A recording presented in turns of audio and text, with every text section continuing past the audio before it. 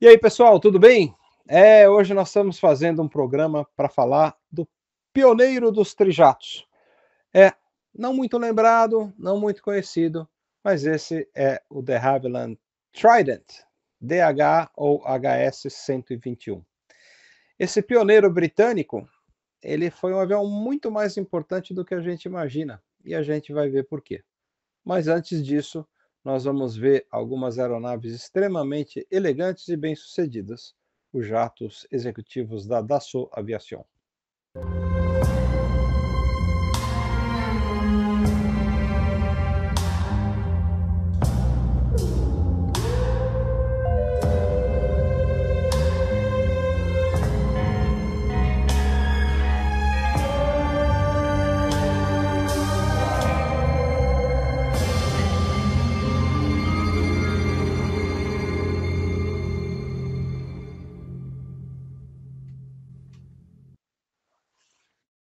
Não tem como se cansar, né? Esse vídeo não cansa os olhos, né? A gente fica sempre de queixo caído quando vê aeronaves tão maravilhosas, né? Outra coisa que também costuma deixar o queixo da gente caído é ver um belo carro, um belo automóvel. E para isso, você pode contar com a AMF Import, que é a sua loja de carros especiais em São Paulo.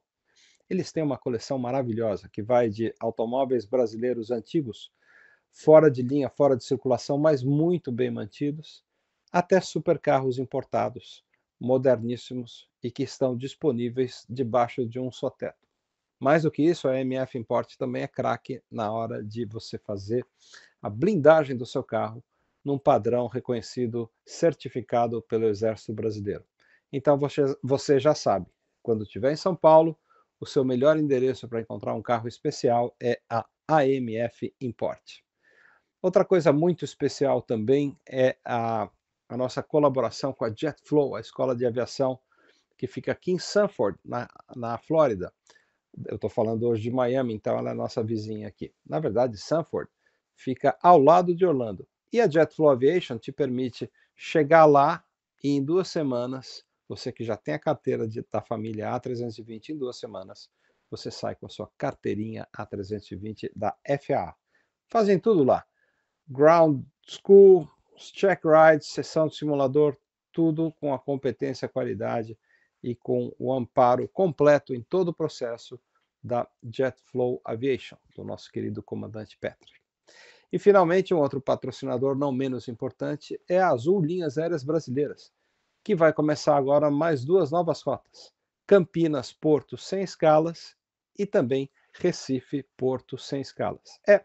Você vai ter a oportunidade de voar sem fazer parada do Nordeste ou da região Sudeste do Brasil, diretamente para a capital do Norte de Portugal. A belíssima cidade do Porto, por si só, uma tremenda atração e epicentro de vários passeios que você pode fazer pelo Norte de Portugal, uma região belíssima, cheia de cultura, de história, de enogastronomia, enfim. Embarque na Azul. Entre no site voeazul.com.br e descubra por que o norte de Portugal, assim como aqui a Flórida, o Brasil e vários outros países estão com os céus cada vez mais azuis.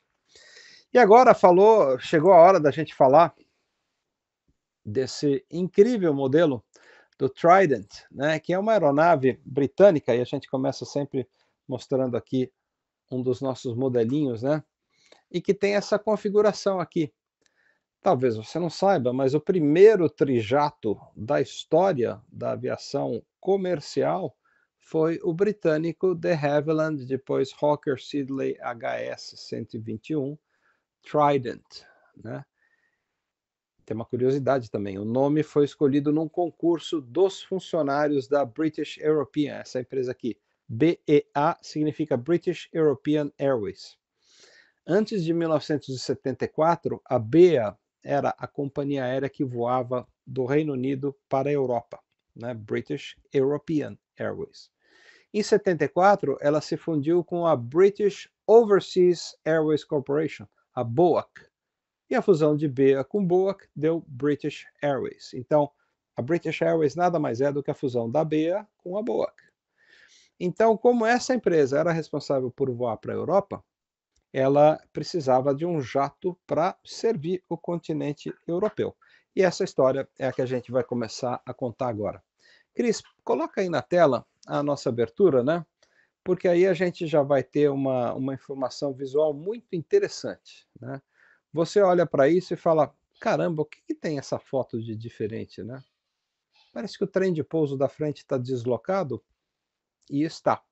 Olha que coisa incrível, que solução da engenharia britânica. Esse trem, ele se recolhia para o lado, contrariamente a 99,99% dos aviões cujo trem de pouso se recolhe ou para frente ou para trás. No Trident, ele se recolhia para o lado. Portanto, a bequilha, né, o trem de pouso da frente, ficava deslocado do eixo do avião. Enfim, uma solução da engenharia britânica que é sempre surpreendente. Quem já teve carro inglês, quem já operou máquinas inglesas, não se cansa de se surpreender ao ver algumas soluções de engenharia, digamos assim, pouco ortodoxas. Mas vamos para o próximo slide, Cris. O cenário da aviação mundial pós-Segunda Guerra é marcado por vários pioneirismos da aviação britânica. A primeira aeronave movida a turbina na história da aviação a entrar em serviço é justamente essa aí, o britânico Vickers Viscount. Esse avião fez um tremendo sucesso, tendo voado inclusive no Brasil. Por quê? Ele conciliava a economia da hélice com a confiabilidade dos motores a reação, né, motores a turbina, e ele foi o primeiro turbohélice a entrar em serviço regular. No Brasil, ele operou pela VASP, na América do Sul, a Pluna teve 3 unidades ex-VASP, a gente tem na Colômbia a Aeropesca, enfim, tem algumas operadoras dessa maravilhosa, incrível aeronave, 444 vendidas, que fez muito sucesso no mundo no início dos anos 50, 60 e até meados dos anos 70, mais ou menos. Mas esse avião ele apresentava limitações, né? Ele não tinha a velocidade de um jato puro, como era chamado na época. E a indústria britânica logo apresentou uma solução para a questão da velocidade. E esse é o avião que a gente vai ver agora aqui. O primeiro jato comercial da história é esse aqui. Por sinal, essa foto é histórica mesmo, mostra a partida do primeiro de Havilland 106 Comet, matrícula Golf Alfa Lima Yankee Papá, que é visto aí iniciando o táxi no primeiro voo inaugural do modelo em 1952, partindo de Londres com destino a Joanesburgo. Esse avião, um quadrijato, né, dá para ver nessa foto os dois motores Rolls-Royce Avon, que ficavam montados na raiz da asa, né, 2 de cada lado, inaugurou e manteve serviços regulares a jato pela primeira vez na história da aviação, até que essa mesmíssima aeronave, que você está vendo aí, Alfa Lima Yankee Papá, desintegrou-se em pleno voo quando retornava a Londres de uma viagem até Joanesburgo no dia 10 de janeiro de 1954. Essa desintegração foi total e absoluta e súbita. A tripulação estava conversando com o controle com outro avião da Boeing que voava nas proximidades da ilha de Elba, no mar Mediterrâneo, e fragmentada ela mergulhou no mar. Enfim, inclusive não foi o primeiro acidente fatal com o Comet, mas foi o acidente fatal que levou a uma paralisação momentânea das operações. As autoridades britânicas examinaram a aeronave e não encontraram nada que pudesse ser imputado como defeito de projeto, e algumas semanas depois ele voltou a entrar em operação. 2 meses depois do acidente do Yankee Papá, um outro Comet, o Yankee Yankee, desapareceu após decolar de Roma. E aí sim, o certificado de aeronavegabilidade do de Havilland Comet foi cassado, e esse modelo, Comet 1, nunca mais voaria comercialmente. Depois de meses de estudo, descobriram que a causa dos acidentes era fadiga metálica, originada em cortes feitos na lataria, na fuselagem do avião, e que a partir dos ângulos desses cortes, né, cortes retos de 90 graus, era possível a formação de rachaduras que comprometiam a estrutura e a fuselagem pressurizada em alta altitude se rasgava explodindo de dentro para fora e provocando uma súbita descompressão e fragmentação estrutural que levava ao desaparecimento da aeronave e de todos os seus ocupantes. Isso não foi descoberto da noite para o dia. Mas com o Comet 1 proibido de voar, a de Havilland, depois dessas duras lições aprendidas, desenvolveu o seu próximo modelo do Comet, que é a próxima imagem, e que entraria em serviço em 1958, batizado de Comet 4. Essa imagem aí mostra o primeiro Comet 4 da Boeing, né? O Golf Alpha Papa Delta Alpha.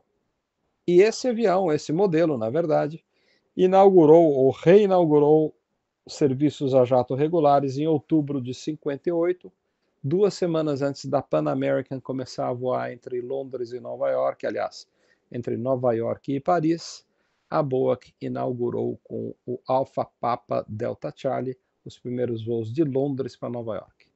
Então, a partir de outubro de 58, o mundo volta a voar a jato regularmente, tanto nas asas do Comet, como esse que você está vendo, como nas asas do Boeing 707 e pouco tempo depois do DC-8, do Convair 880, 990, do Tupolev 104, enfim, outros aviões ocidentais e orientais que estavam começando suas carreiras de transporte a jato.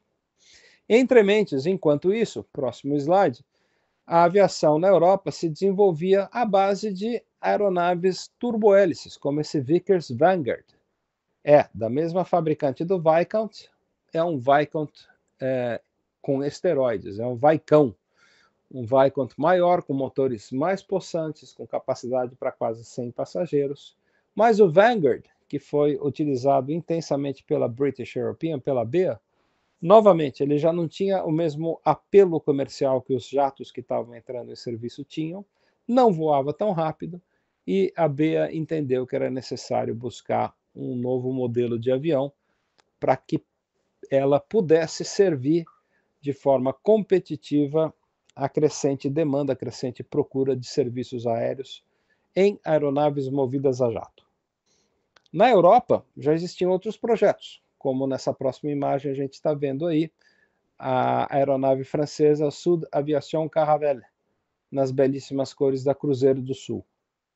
Se você quisesse um jato para servir a Europa, a Sud Aviation, do outro lado do Canal da Mancha, já te oferecia o belo e elegante Caravelle, que foi ele um tremendo sucesso de público, de crítica, de vendas, vendeu e voou no mundo inteiro, voou até os anos 90. Mas os britânicos, muito orgulhosos, queriam uma solução local, queriam um jato desenhado para as linhas europeias. Então, na verdade, o que acontece é que a British European chega para vários fabricantes ingleses e fala: olha, queremos um jato desenhado especificamente para nossas linhas para a Europa. E apresenta uma série de requisições que tem 3 pontos bem importantes. O primeiro, esse jato deveria operar regularmente em pistas de até 2.000 metros de comprimento. Ele deveria voar lotado por pelo menos 1.800 quilômetros. O alcance deveria ser economicamente, né, com carga plena de 1.800 quilômetros. E ele deveria ter pelo menos 2 motores, por razões de segurança. Então, a BA falou: queremos um avião com pelo menos 2 motores a reação. Pode ter 3, pode ter 4, isso fica com vocês, fabricantes. E a gente pretende aposentar tanto o Vanguard, que a gente viu na imagem anterior, como o Viscount, que a gente tinha visto no comecinho dessa nossa conversa. Muito bem, vários fabricantes europeus, aliás, vários fabricantes ingleses, britânicos, correram para as pranchetas e apresentaram propostas. E depois de muitos estudos de idas e vindas, a British European escolheu a aeronave proposta pela de Havilland, que logo depois seria rebatizada, entraria num consórcio que seria conhecido rapidamente como Hawker Siddeley. E o HS-121, antigo DH-121, veio a se transformar nessa aeronave que você vai ver agora, que é o DH ou HS-121 Trident I. A gente está vendo essa ilustração aí nas cores da British European, que foi a cliente que encomendou o avião. O projeto, nessa época, olha que coisa interessante, agora a história vai ficando muito densa, e isso precisa ser entendido porque de toda a história da Trident, esse é um momento crucial.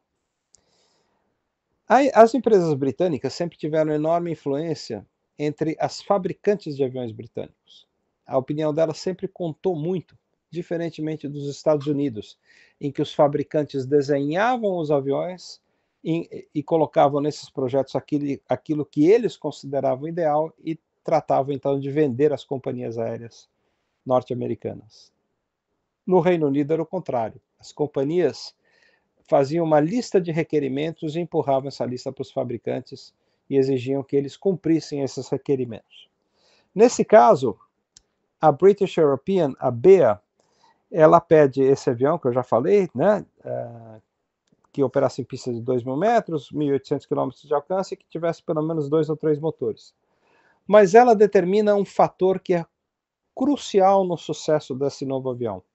Ela quer apenas 79 passageiros transportados nesse avião, que, segundo os cálculos deles, era o número ideal para servir a Europa. Em agosto de 58, depois de muitas idas e vindas, a de Havilland apresenta à BEA o projeto conhecido como, até então, apenas DH-121. Esse avião, né, ele vai ser equipado com 3 motores Rolls-Royce RB-141 de 12.000 libras de potência e vai transportar 111 passageiros, comodamente instalados em fileiras separadas em 36 polegadas, que é um padrão bastante confortável. O que acontece nesse momento? A British European fala: eu compro o avião desde que você reduza o tamanho dele. 111 é muito, eu aceito no máximo 97 poltronas. Se o avião não tiver 97 lugares nessa configuração, eu não vou comprar. E aí é que esse projeto começa a dar com os burros na água, porque a de Havilland aquece, ela fala: ok, vamos redesenhar, vamos encurtar esse avião, e aí modifica o projeto para uma aeronave com 97 lugares, ao invés dos 111. Lembrando que a BEA assina o contrato de compra de 24 aeronaves em agosto de 58, meio contrariada. Ela queria um avião menor mesmo, ela queria um avião de 75 poltronas, sendo 20 de primeira e 55 de econômica. Depois de muitas idas e vindas, o que significa uma enorme perda de tempo e um atrito entre fabricante e empresa aérea, o contrato é fechado no dia 12 de agosto de 1959. 24 Trident do modelo 1.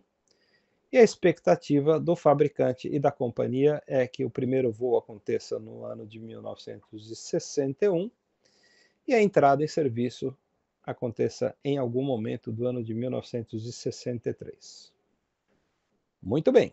Se estamos em agosto de 59, os projetistas da de Havilland, que estava se transformando em Hawker Siddeley, estão atarefadíssimos nas suas pranchetas, desenhando essa nova aeronave, quando, em janeiro de 1960, eles são visitados por uma comitiva de quem? Da Boeing. Senhores, engenheiros da Boeing têm livre e amplo acesso aos desenhos, às pranchetas, aos projetos, aos estudos da de Havilland, que estava desenvolvendo o seu jato de 3 motores, que ainda era apenas conhecido como Projeto 121.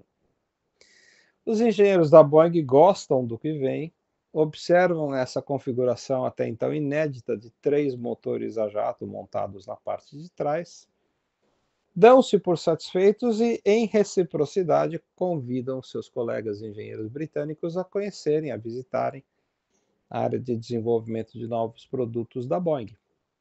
Os ingleses não se fazem de rogados e vão, meses depois, conhecer a Boeing e observam que a Boeing também está desenvolvendo um jato para rotas curtas, com essas características semelhantes ao DH-121. Mas, de novo, né, os ingleses, na sua proverbial soberba, acreditam que têm o melhor produto em mãos e que os americanos ainda levariam muito tempo para desenvolver um produto que fosse capaz de concorrer com o DH-121.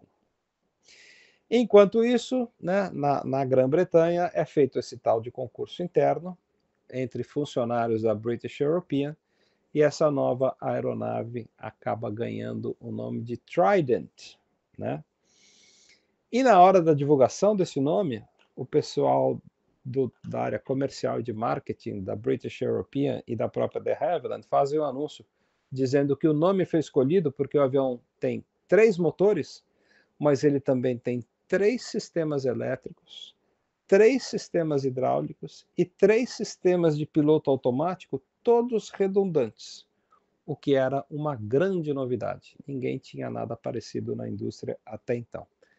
Então, por ter 3 vezes 3 sistemas cruciais e mais os motores, o avião ganhava esse nome de Trident, né?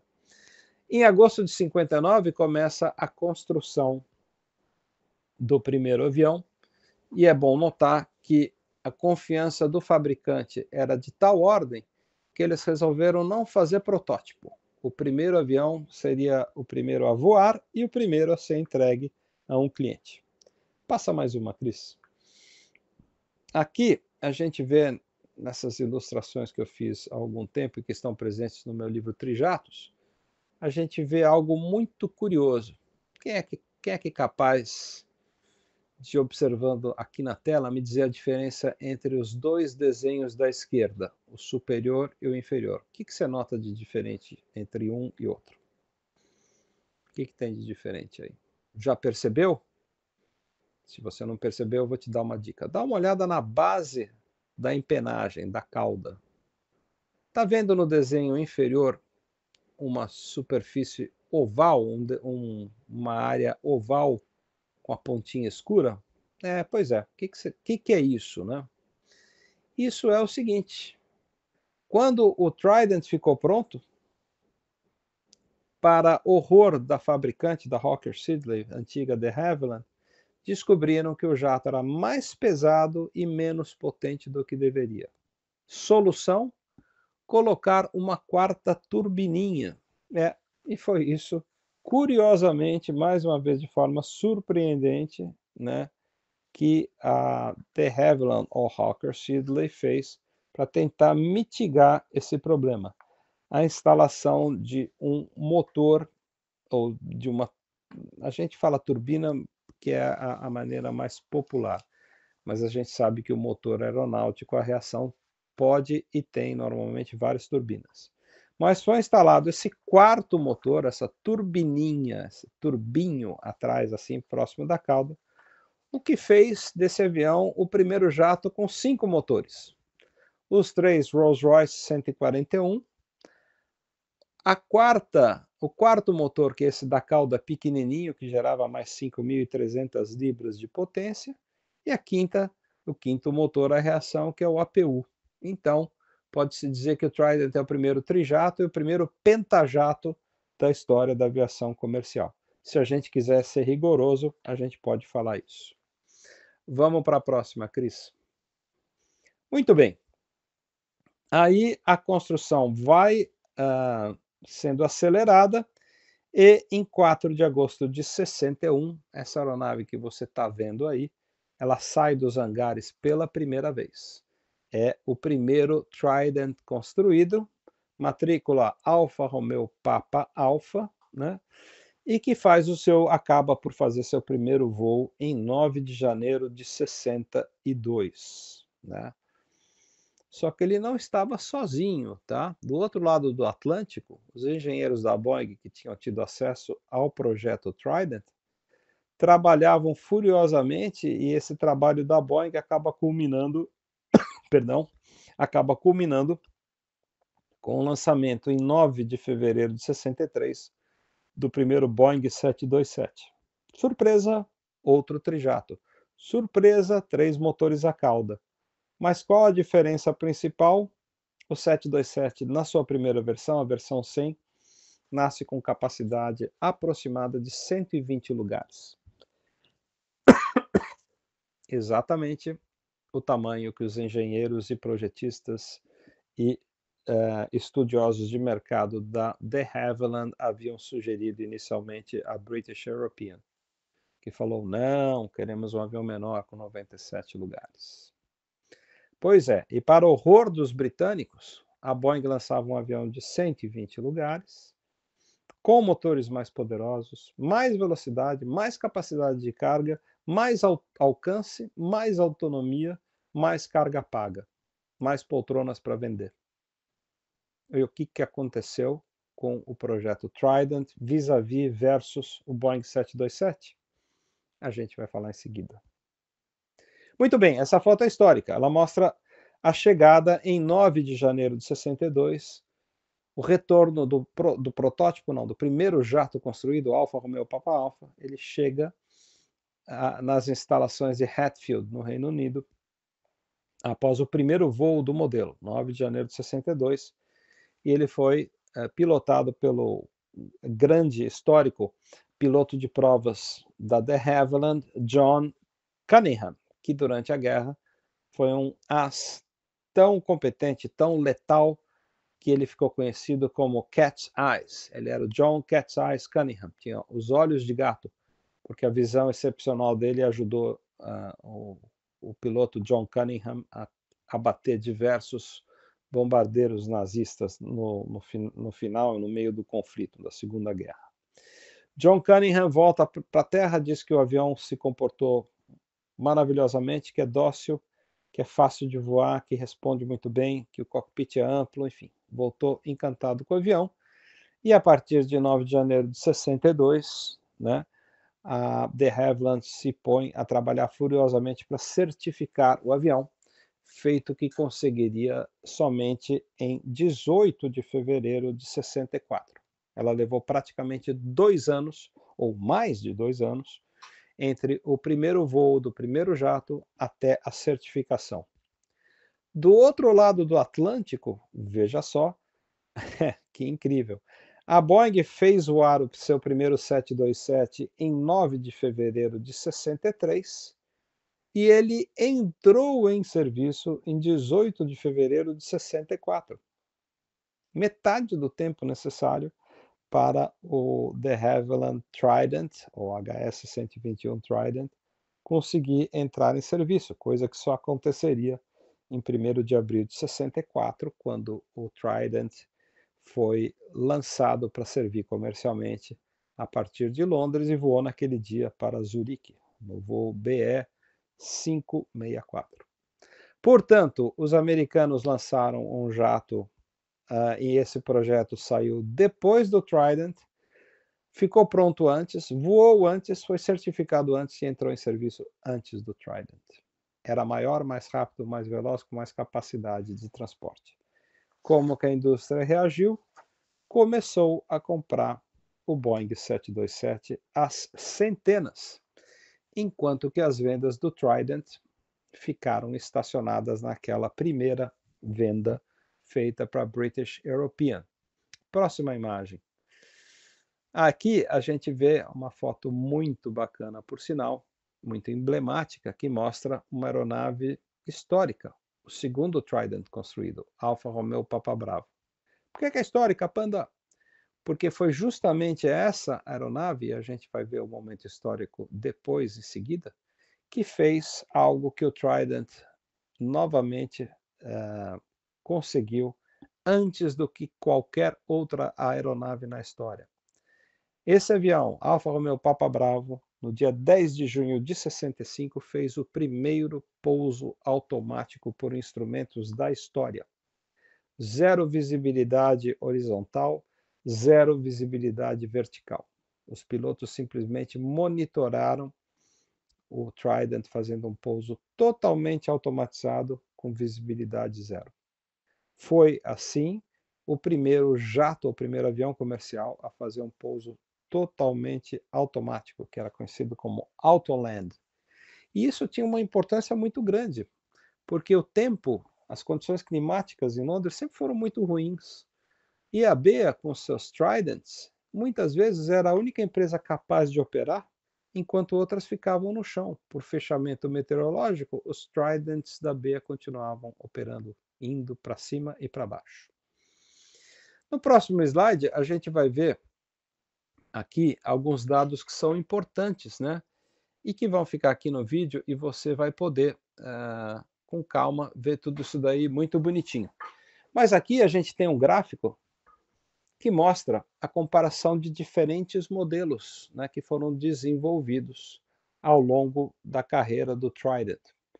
Porque, a verdade seja dita, essa primeira versão, que nasceu simplesmente como Trident 1, e depois de algumas melhorias foi rebatizada de Trident 1C, ela não era boa o suficiente para o mercado como um todo, que achavam que o avião era fraco, com pouca potência, que ficava tempo demais na pista, o que era um item que provocava, inclusive, questões de segurança, que não transportava passageiros como deveria, não tinha o alcance necessário, enfim, era um avião que ficava devendo. E, em função disso, a Hawker Siddeley, antiga de Havilland, trata de fazer várias versões que vieram a suceder. A primeira é a versão 1 Eco, né, 1E, que teve o seu peso máximo de decolagem ampliado de 49 para 58 toneladas, teve um incremento de quase 800 quilos de combustível nos tanques, né, o que permitiu aí um incremento de quase 250 quilômetros no alcance. Utilizou uma versão mais potente de motores e foi a primeira versão do Trident que foi comprada por outras companhias que não a British European. Logo depois, o mercado chinês se interessou pelo Trident, mas também pediu uma série de melhorias. E nasce aí a segunda versão diferente do Trident, conhecido como 2 Eco, 2E. Novamente, incremento de peso de máxima de decolagem, que passa das 58 toneladas da versão 1 Eco para 64.600. O peso vazio cresce um pouquinho também, inevitável, mas a capacidade de combustível tem aí quase 500 quilos a mais de combustível disponíveis, tá? Enfim, o alcance máximo também sobe para 4.300 quilômetros, o que agrada a British European, que finalmente tinha um avião que permitia a ela servir praticamente todo o continente europeu e ainda chegar até Tel Aviv, em Israel, que era uma requisição da BEA na época. E sim, a Rolls-Royce desenvolve motores mais potentes de praticamente 12.000 libras. Essa versão teve bastante sucesso, na verdade foi a versão mais vendida, né, da história de construção do Trident, com 50 aviões comercializados para várias empresas, né? A gente vai ver imagens de todas elas que operaram o Trident. E finalmente, aí sim, a gente tem um stretch, um alongamento da fuselagem que dá origem à versão 3B, que entraria em serviço em 1971. O Trident 3B levava 146 passageiros, praticamente 45 passageiros a mais do que a versão original, que acabou levando 101 passageiros.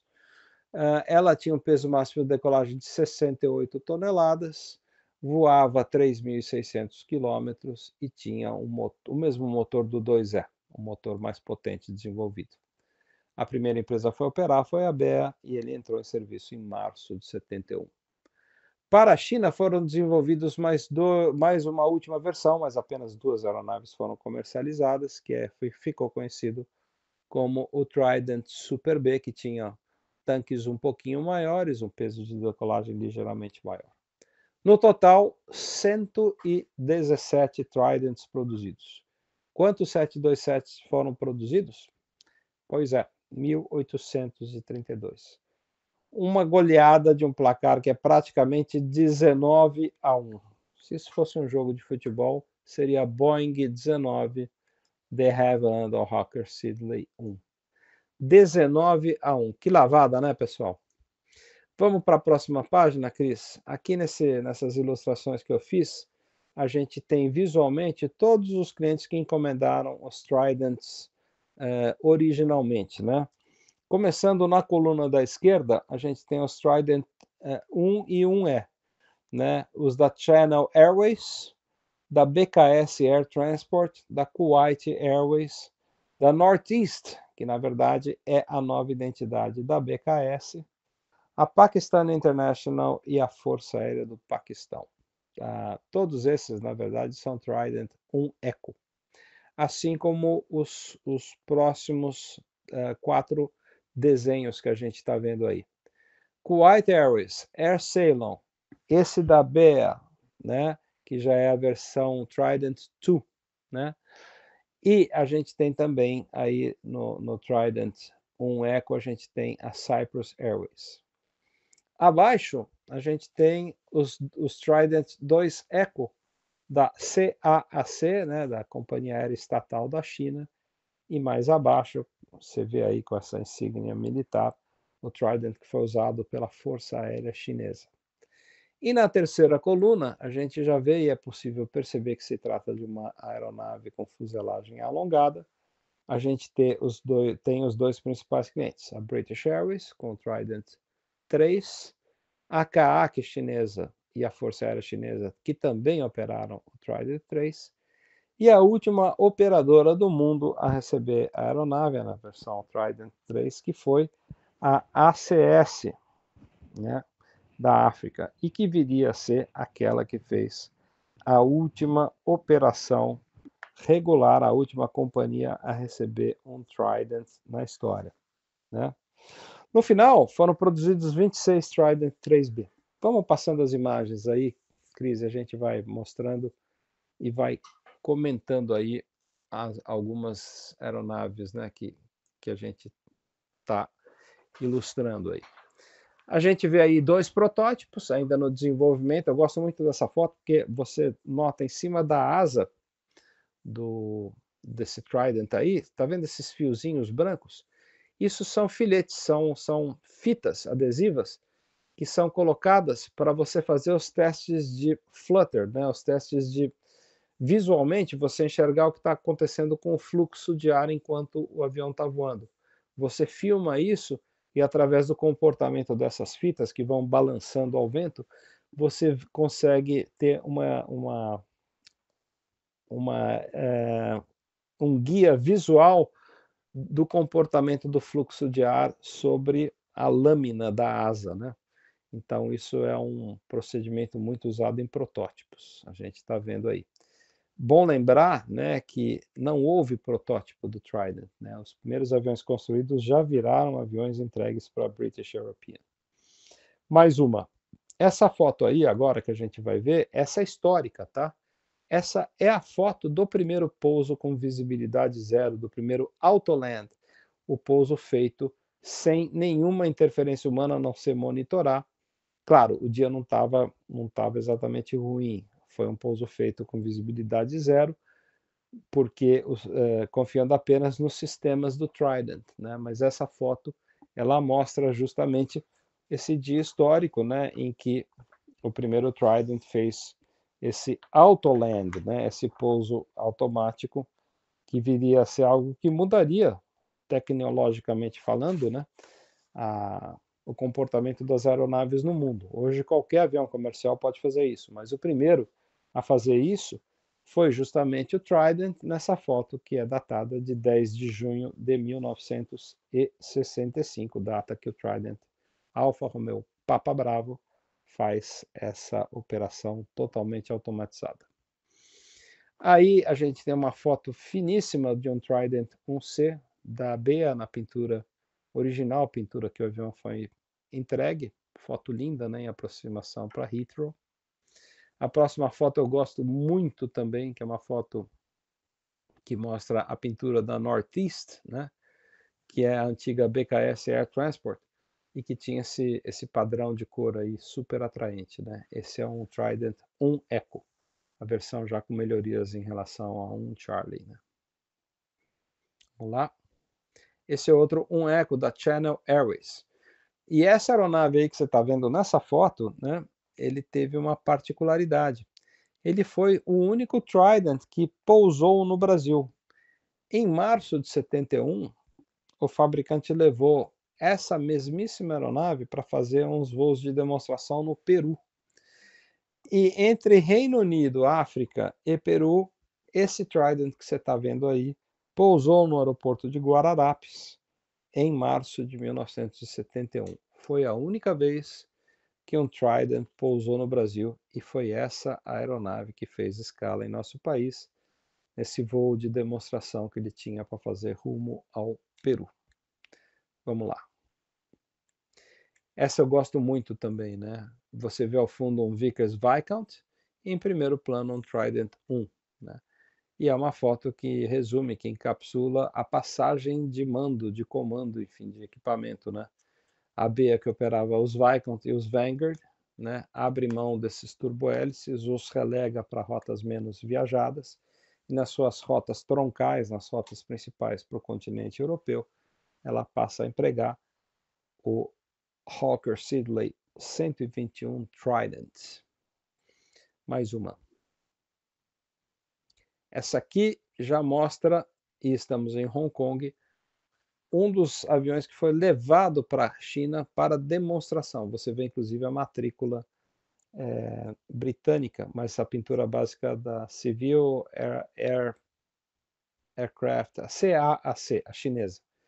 E viria a ser o Trident 2 Echo, o primeiro a ser vendido para a China, essa primeira versão, que aparentemente, externamente, é igual a um Trident da série 1. Ele tem pesos maiores, tanques maiores, autonomia maior. Mas foi a primeira venda de um jato britânico para a China foi esse aí. Mais uma. Outro cliente de exportação foi a Kuwait Airways, né, que comprou também um Echo. E a gente pode ver o jato nas atraentes cores da Kuwait Airways, né? De novo, né, as vendas foram muito limitadas, então assim, foram 3 aviões para Kuwait, 2 para Air Ceylon, enfim, nunca foi uma encomenda muito grande. Tirando a China, que comprou aí dezenas de Tridents, as outras empresas que operaram contaram com 1, 2, 3, não mais que 4 aviões. Vamos mais uma aí. A Air Ceylon, por exemplo, né, de Sri Lanka, era Ceylon, hoje é Sri Lanka, ela teve apenas esse jato, um só, né? E é interessante notar que parte dos clientes vem de países que tinham já relações comerciais importantes com o Reino Unido, né, os países que eram chamados ou conhecidos como Commonwealth, e que tinham relações, né, como dito, políticas, comerciais, sociais importantes com o país de Sua Majestade Rainha Elizabeth. Mais uma. Aqui o cockpit do Trident, né? E uma coisa precisa ser dita, né? A despeito de se falar do John Cunningham afirmar que o cockpit ele era espaçoso, confortável, etc., isso era para um padrão daquela época.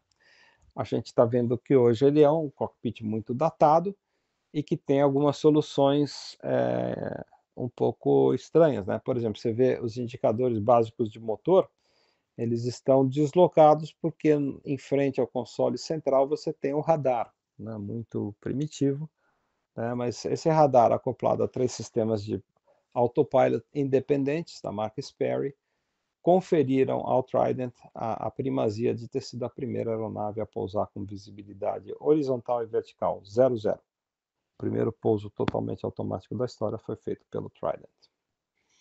Mais uma. Aqui eu gosto bastante dessa identidade, ela teve pouco tempo, né? Essa empresa chamada BKS teve 2 aviões, mas aí ela mudou de nome e passou a se chamar Northeast. A gente viu uma foto da Northeast, aquele Trident com a parte superior amarela. Mas é uma foto bem feliz. O Trident é um avião muito simpático, né? Muito bonitinho, assim, eu acho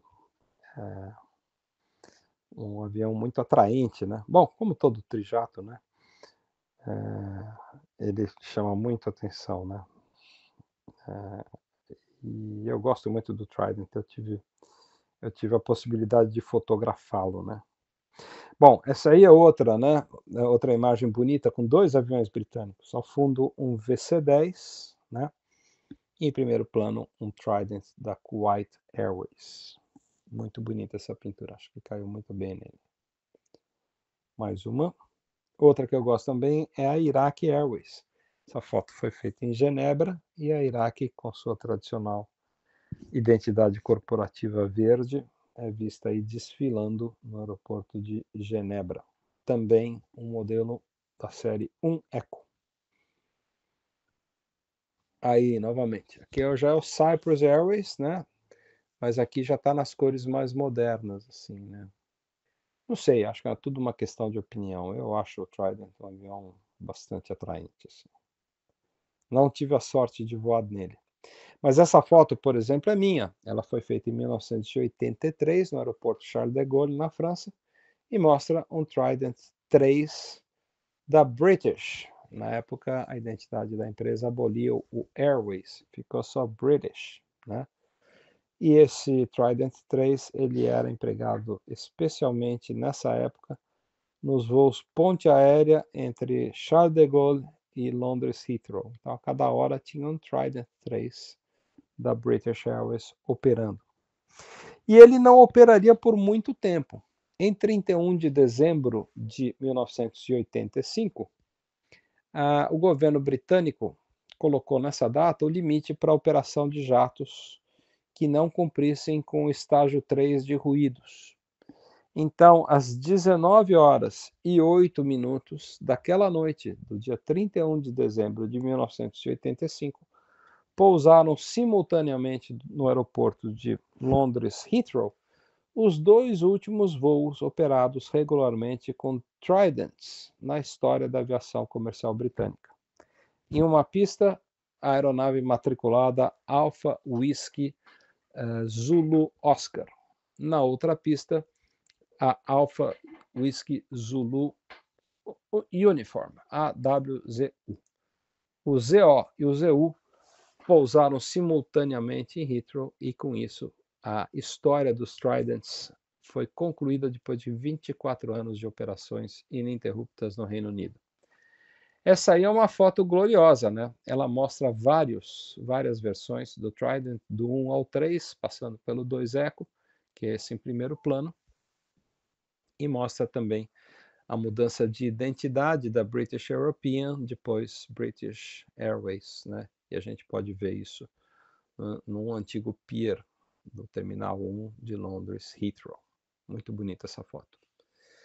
E essa próxima foto aqui, ó, essa já é uma foto minha, né? Eu fiz isso no Museu de Duxford, na Inglaterra, onde esse Trident 2 está preservado, né? Existe ainda essa aeronave que pode ser visitada, é um Trident 2 nas cores clássicas da British European, que é um padrão conhecido, obviamente, como Red Square. Próxima foto também muito feliz, né? A gente pode contar 1, 2, 3, 4, 5, 6, 7, 8 Tridents numa mesma foto e ao fundo um Boeing 747. Esse em primeiro plano é o Alpha Whiskey Zulu Papa, é um Trident 3. A próxima foto também mostra um Trident 3, a gente vê que ele é mais alongado, né? Acho ele mais elegante, ele levava aí quase 150 passageiros com conforto e podia chegar até 170, 180 lugares em versão de alta densidade. Essa última foto aí é a foto da ACS, né, do Zaire, que foi a última empresa a receber e operar um Trident, né? Ela recebeu os aviões que eram antigamente operados pela British Airways e a partir de 85 ela foi a última companhia a receber o Trident como uma nova aeronave. No fundo, né, os Tridents acabaram voando até meados dos anos 90, mas na China. A data dos últimos voos não é muito conhecida, isso não foi muito divulgado.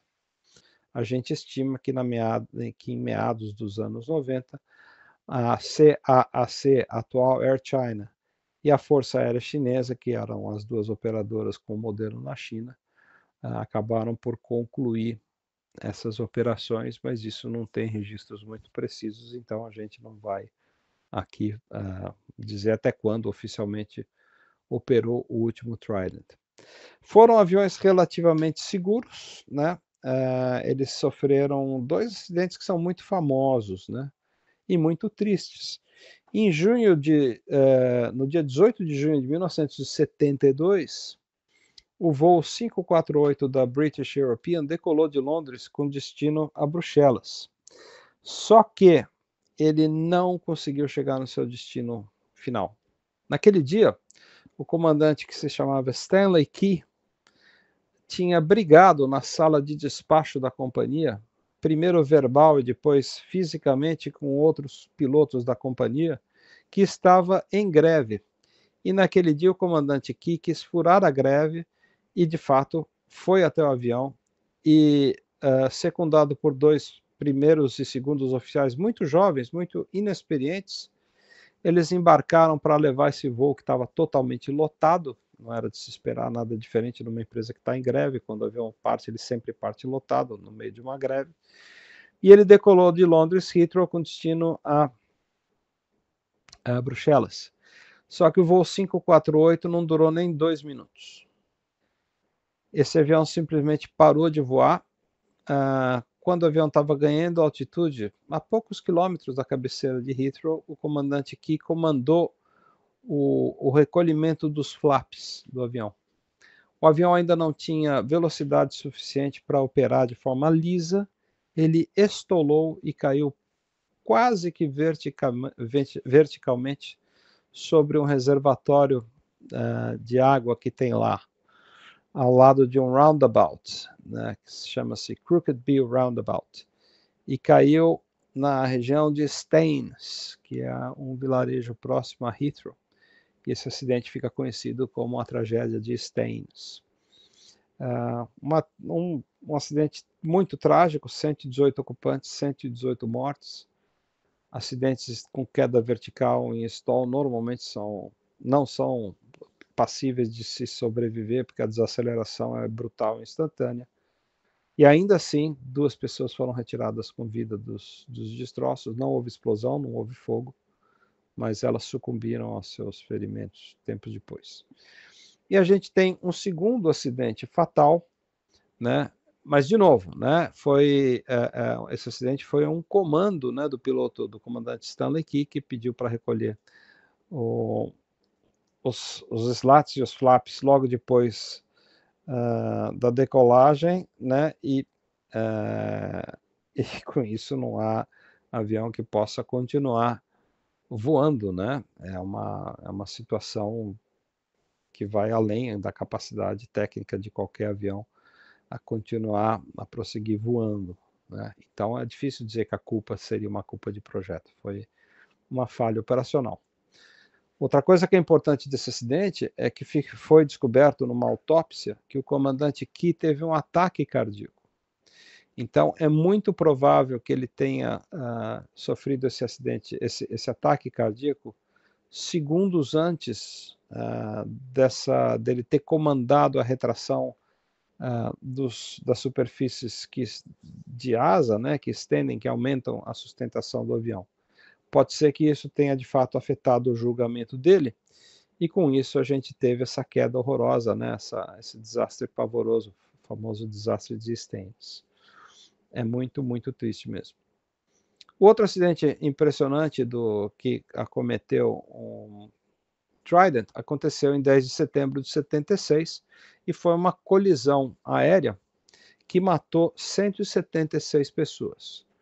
Esse Trident da BA, da mesma, no caso já era British Airways, né, mas originalmente era um Trident 3, matrícula Alpha Whisky Zulu Tango, e que tinha decolado do aeroporto de Heathrow com destino a Istambul, né? Iam a bordo dele 63 ocupantes, sendo 54 passageiros e 9 tripulantes. E esse Trident, que estava na posição na aerovia prevista, voando mais ou menos próximo à cidade de Zagreb, né, que hoje é Croácia, mas naquela época era Iugoslávia, né, ele foi abalroado por um DC-9 da Inex Adria, que era uma companhia aérea então da antiga Iugoslávia, que levava 108 passageiros e 5 tripulantes. Nessa colisão aérea, a asa do DC-9 rasga o cockpit, destrói o cockpit do Trident, e os dois aviões vão para o chão sem nenhuma chance de recuperação. A investigação mostrou que houve um mal entendimento e uma precipitação do controle de solo, né, que não agiu como deveria para manter a separação dos dois aviões, e uma série de pequenas e tristes coincidências que levaram a esse que seria um dos mais trágicos acidentes, né, da história da British Airways, né, porque já era um avião da British Airways, né, e que matou aí 176 pessoas, se somarmos os ocupantes dos dois aviões. Tirando isso, a carreira do Trident foi muito bem sucedida, foi muito segura, né? Teve um ou outro incidente, mas nada de muito mais sério, nada de fatal, o que é completamente normal, em especial em aviões que operavam naquela época, em que os níveis de segurança, de confiabilidade, enfim, de ambiente operacional eram muito menos seguros do que são hoje, né? Mas, de novo, nada que pudesse desabonar o projeto do Trident de maneira geral. Enfim, essa é a história de uma aeronave pouco lembrada, até porque vendeu pouco, 117 aviões produzidos, mas que teve sim enorme contribuição na história do desenvolvimento tecnológico da aviação. Foi o primeiro jato a operar completamente autônomo, a pousar com visibilidade zero, a fazer um pouso automático, o Autoland, como a gente viu. Ele foi pioneiro na instalação de 3 motores na cauda, que de alguma maneira, direta ou indiretamente, acabaram inspirando os engenheiros da Boeing a adotar semelhante configuração. Ele foi importante também para estabelecer os serviços continentais na Europa das empresas britânicas que os abraçaram, em especial a British Airways e sua antecessora, a BEA, como quiser pronunciar, British European Airways. Eu particularmente achava esse avião muito bonito, né? Acho ele até hoje muito bonito. Não tive o privilégio de voar nele, mas o nosso fundador aqui da Flap teve, Carlos André Spagatti, voou 2 ou 3 vezes de Trident. E pasme, né? O primeiro voo dele foi feito no Alfa Romeo Papa Índia. Que avião que é o Papa Índia, Panda? Por que você fala isso? Porque o Papa Índia foi justamente o avião que caiu em Staines. E o Spagatti voou nesse avião alguns meses antes desse acidente. Como você sabe isso, Panda? Porque o Spagatti deixou para mim o logbook dele, o livro em que ele anotou todos os voos que ele fez na vida dele. Estão lá, esse livro está lá comigo, então eu consigo acompanhar todas as viagens que ele fez. Ele era muito minucioso, tinha muito ciúme desse logbook, né, que ele me mostrava de tempos em tempos, e esse livro está hoje comigo. Esse livro, por si só, já valeria um programa extraordinário, né? Porque se a gente for só lendo os modelos, os aviões que ele voou, vocês iam entender que belíssima vida que o Spagatti teve, se a gente analisar a existência dele vis-à-vis com o fascínio, o interesse que a aviação nos provoca, né? Ele voa em coisas, em aeronaves muito interessantes, em companhias que hoje já não existem. Mas acho muito impressionante que ele tenha voado justamente no Trident, que foi envolvido nesse acidente fatal em Staines, né, que é ao lado do aeroporto de Heathrow, e ele voou mesmo no Alfa Romeo Papa India. Bom, essa é mais uma das muitas histórias que a gente tem aqui na Flap, que é TV, e que a gente vai continuar contando, seja na nossa versão impressa, seja aqui na Flap TV. A gente gostaria de se despedir aqui agradecendo os nossos patrocinadores. A Azul Linhas Aéreas Brasileiras, que agora voa para a cidade, ou vai voar para a cidade do Porto, diretamente de Campinas ou do Recife. A JetFlow Aviation, que com sua escola em Sanford, na Flórida, é capaz de entregar a você, que é piloto de A320, a carteira FAA da família A320 em apenas 2 semaninhas. Finalmente, a gente tem também a nossa parceira AMF Import, a melhor loja de carros importados de São Paulo, onde você pode encontrar modelos de coleção únicos, vintage, super modernos, supercars, ou ainda fazer uma blindagem especialíssima em qualquer carro que você já tenha ou que você queira comprar.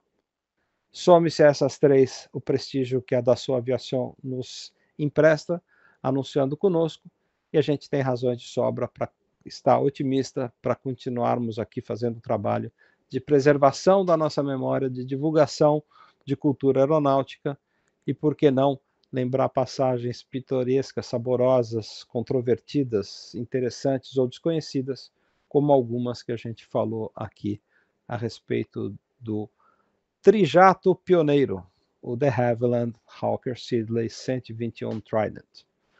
Espero que você tenha gostado e a gente vai estar sempre aqui no canal trazendo esse tipo de conteúdo para você. Se gostou, deixa aquele like, é importante. E se gostou mesmo, assine a revista Flap. É a melhor maneira de você receber a revista no conforto e segurança do seu lar em qualquer lugar do Brasil. Se você não mora no Brasil, você ainda pode assinar a versão digital PDF da revista, escrita em português, mas que está disponível em qualquer rincão e lugar do planeta. De Staines a Zagreb, de Londres Heathrow a Muzambinho, a Flap Digital vai até você. Tá bom? Valeu, obrigado, um grande abraço e nos vemos nas próximas edições aqui desses nossos programas a segunda ou nos Flap Talks. Abração.